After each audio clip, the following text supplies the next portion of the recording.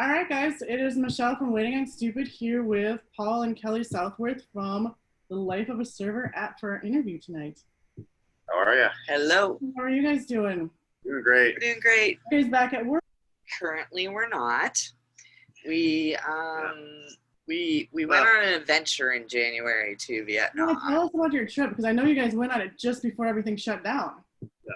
Yeah. Well, we went there to actually change the name of the app. Okay. Formerly Staff 5 Yep. to Life of a Server. Right. I ask you guys what made you change it. Not that it's a critical thing or anything, just a curiosity. Like, what made you guys change it? We found that we always wanted to have a domain that had the name Staff in it. We wanted to be Staff House, but it was taken. Oh, And we wanted something to do with staff. And then back in 2015, there weren't too many domains available. We had a list. We had pages, a list of maybe 60 names. that's crazy. Staff 5, we saw it, but over the 4 years, we noticed people, we'd say, okay, we have an app about the service industry for the staff, and they'd say, what's it called? We'd say Staff 5, and they go, huh? Staff what? Yeah, the 5 was hard to. 5? Yeah. Type out, like autocorrect was changing it. Yeah. And about a year ago, we bought the domain for Life is Server. And we had a relationship with Life is Server and Jessica. Yeah. And it was actually about January. We kind of went, you know what? Why are we just letting this domain sit here? Well, we were in New York in January. We met up with Darren the Bitchy Waiter, actually. Yeah, that's awesome. In New York, and it was kind of not even discussed then, but we all kind of talked about it. We had already bought the domain quite a ways back, and we just kind of went, why not? It just makes sense. It really does. And for sure. That's what the app's really all about. It's about our everyday lives. We don't, we're running a social network. We're running one where it's like, we want people to post pictures of their pets, and we want to see what life is, and that's kind of how we sort of evolved with it. So yeah, that's awesome. It seemed like a natural evolution for sure.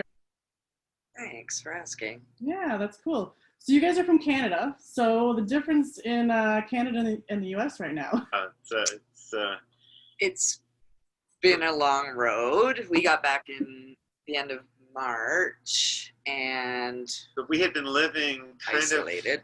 Kind of under conditions where we wore masks every day for 3 months. It was standard where we were. So, and everything was in effect. Started in Tokyo, actually. When we were in Tokyo, we were like, we were the only ones not wearing them. We actually had to find masks. Like, we were like, we look funny not wearing them. Right. So we went, okay, let's wear them. I guess pollution, although very clean. And no one was really talking about COVID back then. It wasn't really on the news, media, anywhere. We were just, okay, this is what everyone's doing around here, so we're going to do the same thing. If you were wearing one, then people thought you were actually sick. That's why you would wear one to protect others. And we went, oh my gosh, wow, because everyone in Asia was wearing them. Yep. And like temperature checking you to do anything. Like you go to a convenience store and they would temperature check you. But that's back in January. And that's like, they were so on top of it already. And that's just, we came back to Canada and we were a little shocked that we self-isolated for the 14 days fully when we came back. But things in Canada are pretty good. They've done it in phases. And right now, it's like all the towns and cities have shut their streets down and have the streets open and then patio. Sure. And in Canada, as everybody knows, it's almost mid-August. It's gonna get cold here pretty soon. So I'm curious about us with it getting cold. We have 3 months of patio season, so we're about to have 1 month of patio season this year. And I'm curious if once everything moves back indoors, if we're going to shut down again, or you know what I mean? Who knows what's going to happen? It's just so crazy. Yeah, and it's something where, we know the industry is going to evolve with it one way or another. It's not going anywhere. The restaurant industry is not going anywhere. It's always going to be there. It'll change. It'll evolve. We know that people are savvy. And it's going to evolve. It's changing, but, that's what it is. It's 2020, and we Right. watched overseas how things work there, and it was just became a way of life actually, and it wasn't that different. But the biggest problem I think with the COVID thing is like, I mean, I'm a bartender. My job's kind of out the window now, really, like the way it used to be, and it takes so much away from us, really, because It does. but It's tough. It's a lot harder to do the job now wearing any kind of face covering, and it takes away from the interactions with people too. I feel like nobody's, hi, how's it going? Please and thank you, nothing. Like everyone's we don't talk and we don't have any interactions. It kind of sucks. It's kind of sad. yeah. I look at it both ways. You go, oh wow, we're in society, and now we're down to wearing face masks because we can't be near each other. But I also go, I don't know, kind of mysterious. Something Right. weird. And I personally don't mind it. Yeah. I think, it's 2020. The world, it's just. But I think restaurants, we're gonna survive. We're warriors, and we adapt. We're strong. Mrs. Visitor, we have a visitor here. Sorry. Awesome. This is Jessie, the German Shepherd, and as they're talking about masks, I'm learning that today is one of the few times that these guys are not in disguises. Speaking of Usually. So it's fun. I like it. All right. So since you guys aren't working, so what kind of things did you guys learn through COVID? Like good, bad? Obviously, it doesn't have to be industry, but like what kind of stuff did you learn? Any new hobbies? Any? Oh yeah, we have fun stuff. We really kind of just threw ourselves into the app more and more. Sure. It gave us the time to do what we needed to do, and like retina recognition with Apple and all these different things you have to keep up with the social network. And we're still. And the app just is, we're really proud of the changes we've made. It just looks amazing now. It's such an awesome app. It looks cool. It's fun, and we have great posts now. So I learned to wash my apron more. That's what you learned, yeah. I'm not using it. Way more of it. I used to just do the towel wipe when I got to work, like, oh, there's spots. Now. Can't do that now. Okay, so you're a bartender, Paul. Are you bartender or server, Kelly? I've been both. Okay, which do you prefer? It's funny. When I get a job as a server, I'm like, oh, I want to be behind the bar. And then when I'm a bartender, I'm like, oh, I wish I was on the floor. I have more freedom, and you know what I mean. And yeah, for sure. I wish I could have that mixture of shifts where you have a bar, a couple of floor, and mix it up. But it doesn't really work that way. No, it doesn't. I feel like there's a divide sometimes too in certain places between the bar and the servers, so it's kind of frustrating. But do you prefer bartending, Paul? Obviously, if you're bartending.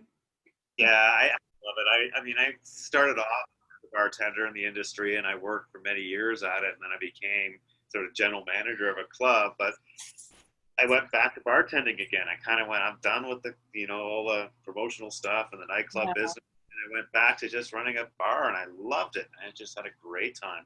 That's great awesome. I worked for, and I made good bank doing it too. So I just love the interaction with I had great regulars there. It was a really cool vibe and place, and that's awesome.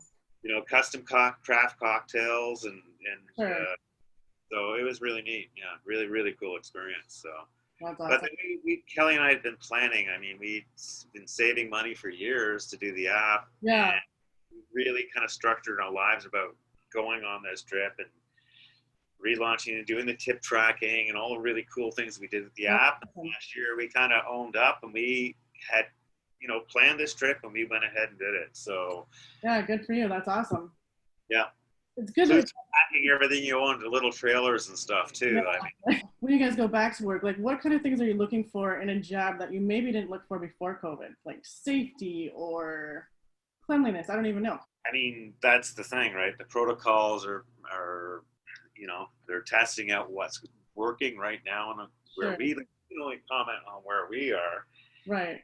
And there's the odd places still getting cases, and it just seems to be such a mystery why these cases pop up, but they do. So Right. yeah, it's things are going well in our area. Yeah, the bars seem to be back.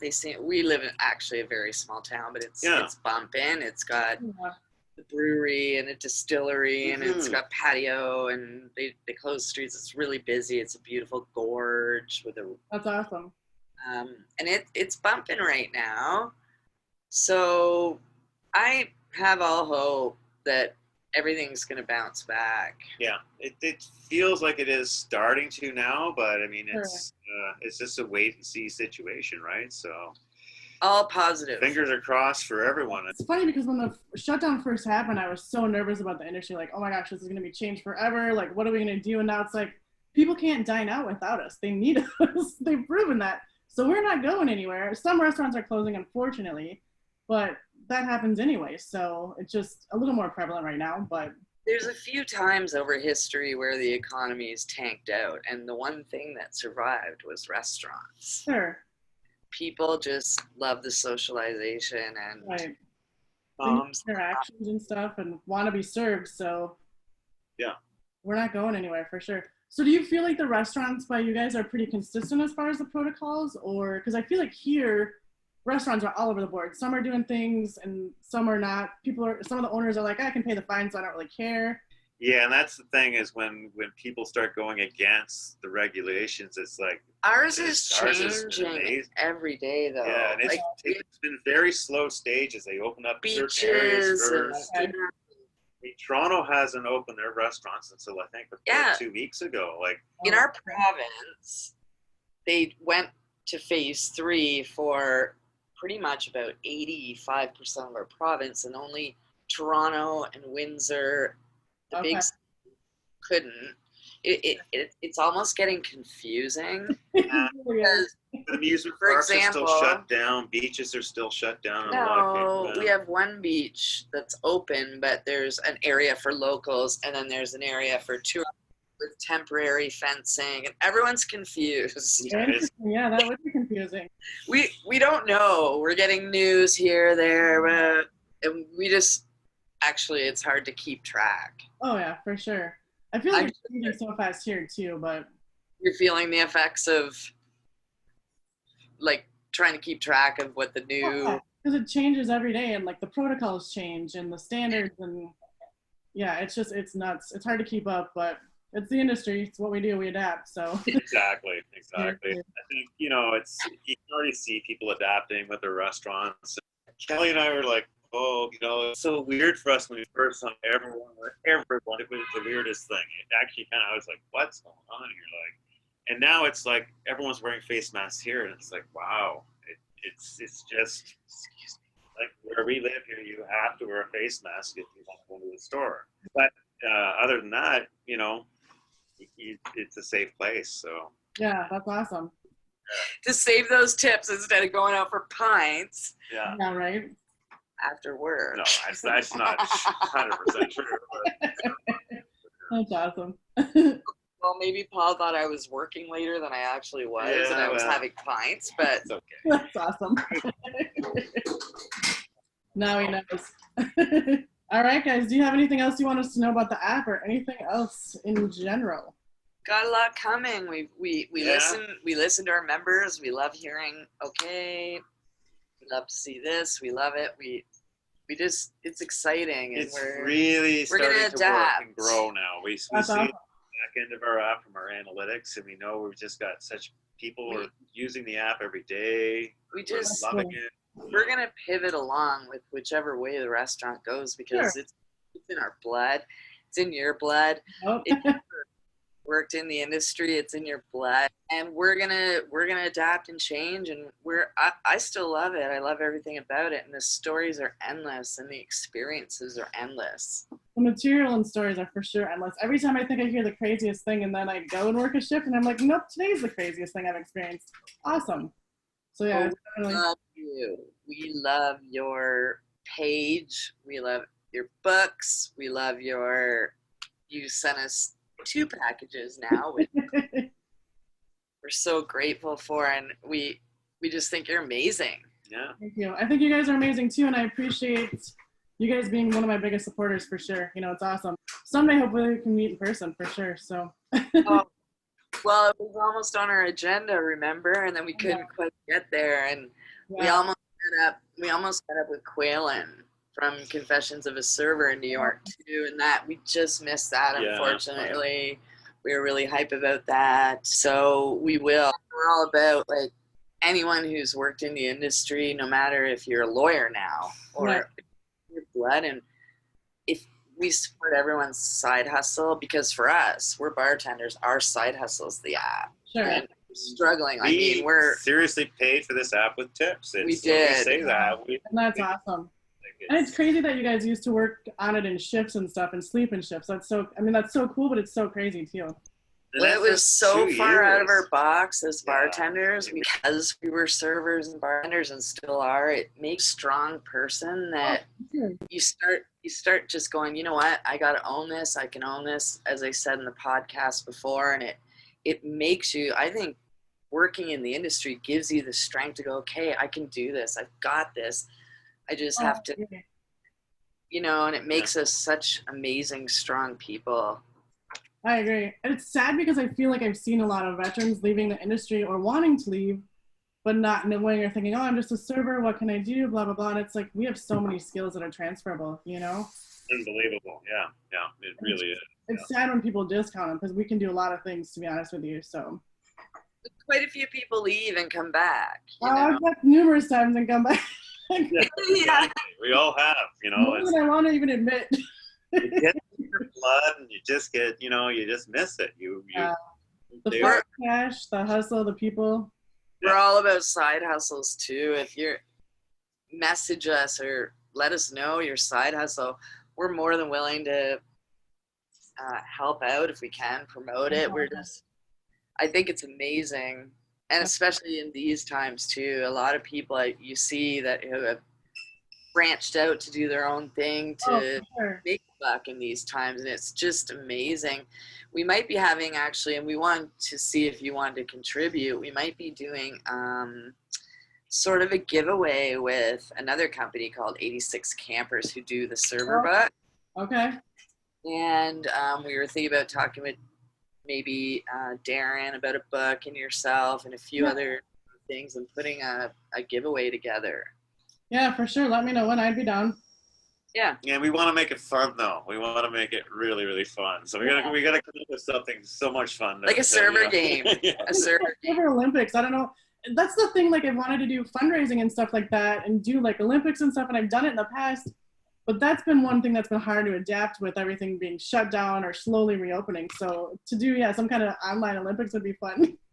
One of the most fun things as a memory that I've ever done is I lived at a ski resort. And in the spring, after the ski hill closed, so there was about 12 bars in the ski resort. Sure. Everybody knew each other like family.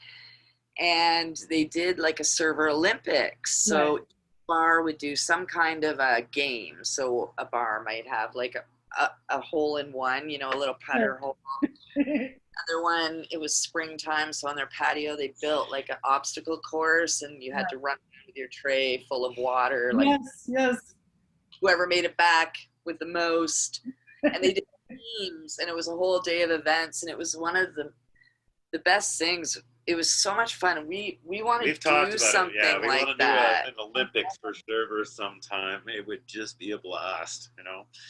I love the tray one too. That's super fun. It doesn't even have to be real glasses. It doesn't even have to be booze. You can just do it with water, but it's still fun to see. That's one of the favorite ones for sure. It was fun. You know, something like had to have a pile of chits and match it with the food. Whoever can serve the right table in the right order the fastest wins. There you go. That's awesome. Be a lot of fun. Let me know if you guys do it. That'd be awesome for sure. Oh, you'd be the first one invited, Michelle. Awesome. Perfect. I love it. All right, guys. It was good chatting with you. I love you guys. Oh, I love you too, girl. Have a good night, you guys. Talk to you soon. All right. Love you.